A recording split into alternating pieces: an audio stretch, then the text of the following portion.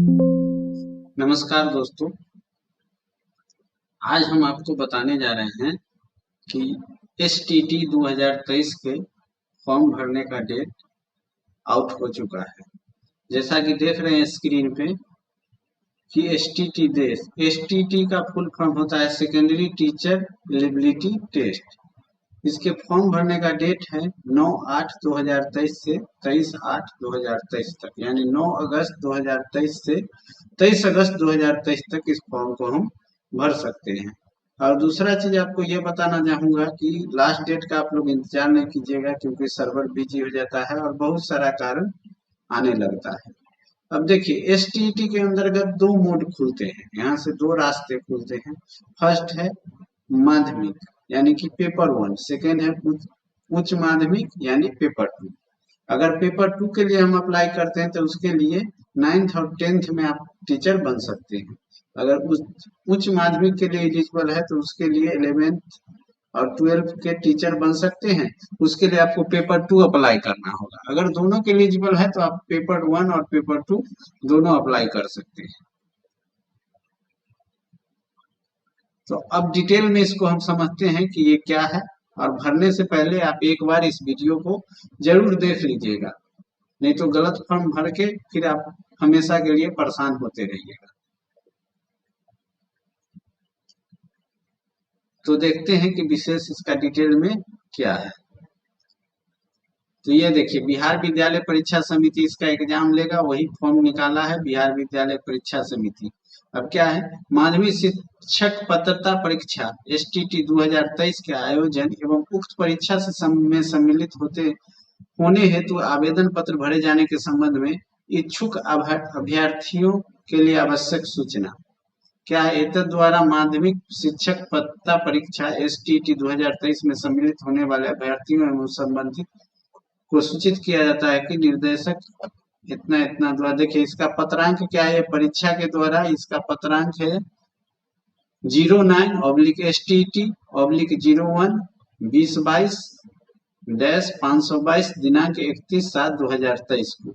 इसके अंतर्गत दो फॉर्म, पेपर 1 और पेपर 2, जैसा कि हम बता चुके हैं। पेपर 1 माध्यमिक के लिए और पेपर 2 उच्च माध्यमिक के लिए, आप दोनों भी अप्लाई कर सकते हैं। अब इसमें विशेष चीज क्या है, विशेष चीज ये है कि पात्रता परीक्षा के प्रश्न बहुकल्पीय होंगे। मतलब आपका ऑब्जेक्टिव क्वेश्चन ही, सब्जेक्टिव क्वेश्चन इस एग्जाम में नहीं पूछा जाएगा, सिर्फ ऑब्जेक्टिव क्वेश्चन पूछा जाएगा।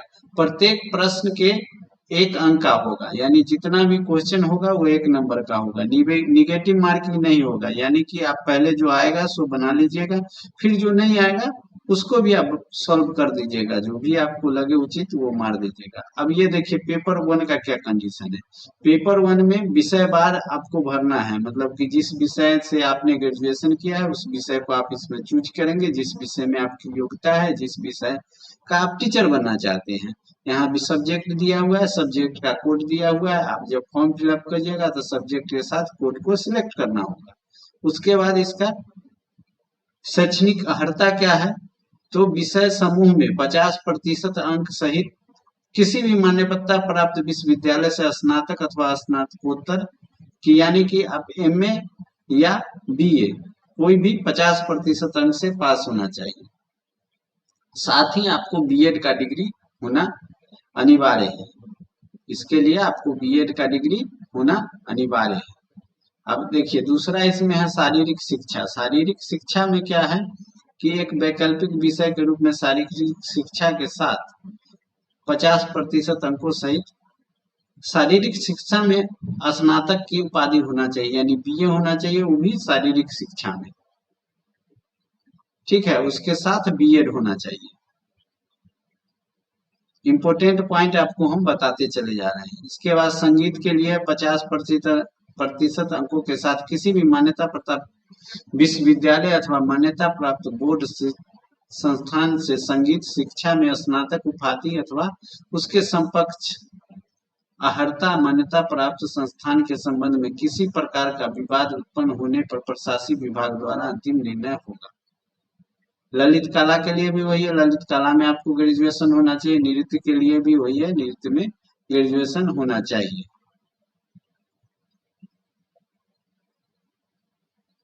अब विषय का समूह है कि जैसे किस ग्रुप में आप क्या क्या विषय से चूज कर सकते हैं। तो गणित में देखिए, गणित में आपका स्नातक अगर भौतिकी से हो, इलेक्ट्रॉनिक्स से हो, कंप्यूटर साइंस से हो, रसायन विज्ञान सांख्यिकी से हो, तो आप गणित के टीचर के लिए अप्लाई कर सकते हैं। विज्ञान के लिए स्नातक स्तर पर जंतु विज्ञान, वनस्पति विज्ञान, रसायन शास्त्र विषय में पठित, इंजीनियरिंग में स्नातक जिसमें कि विज्ञान की विशेषता हो, तो आप विज्ञान के लिए अप्लाई कर सकते हैं। सामाजिक विज्ञान के लिए भी वही है विषय समूह। ये हो गया आपको माध्यमिक का। अब देखते हैं उच्च माध्यमिक का। उच्च माध्यमिक का क्या टर्म में एंड कंडीशन है। तो उच्च माध्यमिक में उसी तरह जैसे सारा सब्जेक्ट दिया गया है उसी तरह इसमें है। अब देखिए यहाँ क्या था कि बीए के साथ माध्यमिक में आपका कंडीशन था कि बीए के साथ आपको बीएड होना चाहिए। उच्च माध्यमिक माध्यमिक में क्या है कि एमए या एमएससी के साथ आपको बीएड की डिग्री होनी चाहिए। जिस स्ट्रीम में, जिस सब्जेक्ट में आप अप्लाई करना चाहते हैं उसमें आपको एमए होना चाहिए, उसी सब्जेक्ट से साथ में आपको बीएड की डिग्री होना चाहिए। अब यहाँ देखिए, यहाँ एक चीज और अलग है। एक चीज अलग क्या है, कंप्यूटर साइंस। कंप्यूटर साइंस में क्या है कि कंप्यूटर साइंस में आपको बीएड, कंप्यूटर विज्ञान विषय में अभ्यर्थियों के लिए बीएड की योग्यता अनिवार्य नहीं है। यानी कंप्यूटर साइंस का आप टीचर बनना चाहते हैं तो उसके लिए आपको बीएड की डिग्री अनिवार्य नहीं है। क्लियर कर दिया यहाँ। अब देखिए, न्यूनतम 50% अंकों के साथ निम्न विषयों में मान्यता प्राप्त विश्वविद्यालय संस्थान से प्राप्त उपाधि DOEACC के स्तर से ए एवं किसी भी विषय में स्नातकोत्तर की उपाधि होना चाहिए, या किसी मान्यता प्राप्त विश्वविद्यालय या एआईसीटी से मान्यता प्राप्त संस्थान से बीटेक कंप्यूटर साइंस या आईटी, यानी कि कंप्यूटर साइंस विषय में या इंफॉर्मेशन टेक्नोलॉजी विषय में आपको बी या बीटेक की डिग्री होना अनिवार्य है, तब आप कंप्यूटर साइंस के लिए अप्लाई कर सकते हैं। यानी कि आप इंजीनियरिंग किए हैं, बीटेक किए हैं तो कर सकते हैं, या फिर DOECC लेवल का एक कोर्स होता है जिसमें ए लेवल का अगर कोर्स आप प्राप्त किए हुए हैं फिर भी आप अप्लाई कर सकते हैं। उसके बाद क्या है, फिर कंप्यूटर साइंस विषय में क्या है कि कंप्यूटर साइंस में पोस्ट ग्रेजुएट डिप्लोमा होता है, अगर वो भी किए हैं तब भी इसके लिए अप्लाई कर सकते हैं। आप बीएड नहीं भी किए हैं तो इसके लिए आपको बीएड की कोई आवश्यकता नहीं है। फिर है कृषि विज्ञान। कृषि न्यूनतम 50% अंकों के साथ निम्न विषयों में मान्यता प्राप्त विश्वविद्यालय से कृषि उद्यान स्नातक, एग्रोनॉमी, प्लांट ब्रीडिंग या genetics, entomology, plant pathology, seed science and technology, soil science, horticulture में से किसी विषय में स्नातकोत्तर योग्यता आधारित करना आवश्यक है। मान्यता प्राप्त संस्थान के संदर्भ में किसी प्रकार का विवाद प्रशासित, यानी कि अगर मान्यता के लिए कहीं भी, जैसे उसमें भी संगीत वाले में भी देखते हैं, किसी में भी अगर मान्यता के लिए कहीं कोई कंफ्यूजन होगा तो जो बोर्ड डिसाइड करेगा वही मान्य होगा। आप कुछ भी क्लेम कीजिएगा तो वो मान्य नहीं होगा। संगीत विषय का भी वही है कि संगीत में आपको स्नातकोत्तर की डिग्री यानी कि एमए की डिग्री होना चाहिए। अब देखिए इसके लिए सब्जेक्ट समूह, अगर फिजिक्स के लिए आप अप्लाई करना चाहते हैं तो physics, electronics, applied physics, nuclear physics, इतने सब्जेक्ट में अगर आप पोस्ट ग्रेजुएशन किए हैं यानी एमएससी किए हैं तो फिजिक्स के लिए अप्लाई कर सकते हैं। केमिस्ट्री के लिए अप्लाई करना है तो आपको केमिस्ट्री या बायो केमिस्ट्री में पोस्ट ग्रेजुएशन होना चाहिए। इकोनॉमिक्स के लिए अप्लाई करना चाहते हैं तो आप economics, applied economics, business economics, ये तीनों में से किसी एक सब्जेक्ट में आपको पोस्ट ग्रेजुएशन होना चाहिए। कॉमर्स के लिए master degree in commerce, however holder of the degree of the MCOM in applied business economics shall not be eligible, यानी कि आपको एमकॉम में एमकॉम होना चाहिए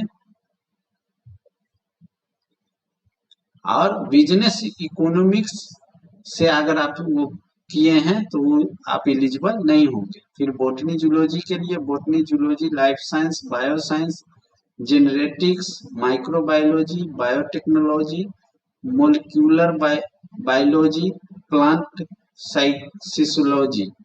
इतने सब मैथ के लिए मैथ या अप्लाइड मैथ में स्नातकोत्तर की डिग्री होना चाहिए।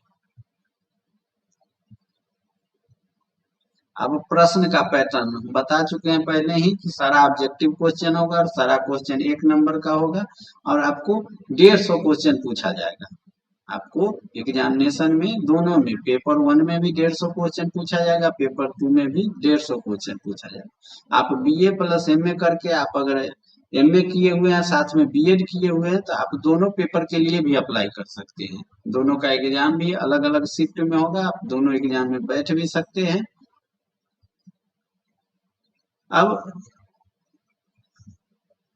कॉमन क्वेश्चन आपको 50 अंक का रहेगा और 100 अंक जो कि आप जो भी सब्जेक्ट में स्पेशलाइजेशन किए हैं यानी कि बीए या एमए किए हैं, जिस सब्जेक्ट के लिए यानी अप्लाई कर रहे हैं, आप क्या से पढ़े हैं उन्हें, जिस सब्जेक्ट के लिए आप अप्लाई कर रहे हैं उस सब्जेक्ट से रिलेटेड क्वेश्चन आपको 100 अंक का होगा और बाकी 50 अंक कॉमन क्वेश्चन होगा जो कि सबके लिए होगा। 150 अंक का क्वेश्चन होगा। अब आवेदन करने के लिए क्या क्या आपको एलिजिबिलिटी के चाहिए, तो पहला एलिजिबिलिटी है कि आवेदक भारत का नागरिक होना चाहिए, बिहार राज्य विश्वविद्यालय अध्यापक नियुक्ति स्थानांतरण अनुशासित कार्रवाई सेवा शर्त नियमावली 2023 द्वारा निहार योग्यता, जो कि ऊपर में योग्यता दिया गया है उसमें से कोई एक योग्यता को आप फुलफिल कर रहे हैं। दोनों पेपर 1 और अब उम्र सीमा यानी आयु के लिए एज क्या है, तो जनरल पुरुष के लिए 37 वर्ष, जनरल महिला के लिए 40 वर्ष, ये मैक्सिमम एज है। वो भी एज आपको कब काउंट करेगा, तो वो एज आपको 1/8/2023 तक काउंट किया जाएगा, उसके बाद नहीं काउंट किया। 1 अगस्त 2023 तक ये मैक्सिमम एज लिमिट आपको दिया गया है। पिछला वर्ग के पुरुष महिला दोनों के लिए 40 वर्ष, अति पिछड़ा वर्ग यानी ईबीसी के लिए पुरुष महिला दोनों के लिए 40 वर्ष और अनुसूचित जाति के लिए 42, अनुसूचित जनजाति मेल फीमेल दोनों के लिए 42 वर्ष। ये आयु उम्र सीमा है।